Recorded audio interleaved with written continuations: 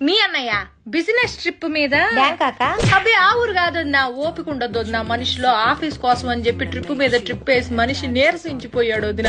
అందుకే ఈ దేశంలోనే అదేదో ఊరమ్మా గోవా వెళ్తున్నాడు ఈ మధ్యన. ఆ ఊరు కంటే ఈ ఊరు ప్రయాణం సులువుట చిటుక్కుమంటూ వెళ్తాడు వదిన. లగేజీ కూడా పెద్దగా ఏం ఉండదు వదిన. 2 నిక్కర్లు పట్టుకెళ్తాడు. నిక్కర్లు ఏందయ్యా అంటే ఫార్నాలతో మీటింగ్ రాజ్యం మామూలు విషయం కాదు, ఫ్యాషన్ గా ఉండాలంటాడు.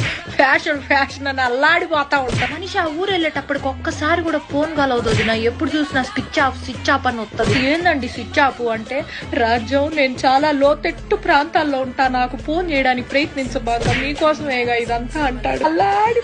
ఎప్పుడైనా ఫోన్ సిగ్నల్ దొరికి ఏం చేస్తున్నా అయ్యా అంటే మందు వేసుకుంటున్నా రాజ్యం అంటాడు. ఊరిని మందు కాదయ్యా మందులు వేసుకుంటున్నా అనాలి. పని ధ్యాసలో పడితే ఈ మనిషి ఏం మాట్లాడతాడో తెలియదు, అల్లాడిపోతా ఉంటాడు. నువ్వు నా మొదటి పెళ్ళానివి, నా 2వ పెళ్ళంతో నేనున్నాను ఇప్పుడు గోవాలో అన్నాడు. బీపీ డౌన్ అయిపోయింది వదిన నాకు.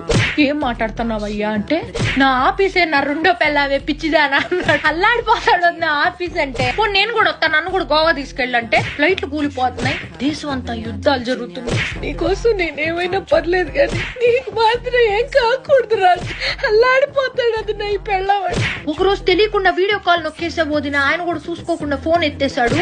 చూస్తే గుప్పు మన నోట్లోంచి పొగలొదిన. ఊరిని అమ్మ ఏంది పొగలు అంటే ఎముకలు కొరికే చలి రాజ్యం గోవాలో, అందుకే నోట్లోంచి పొగలు.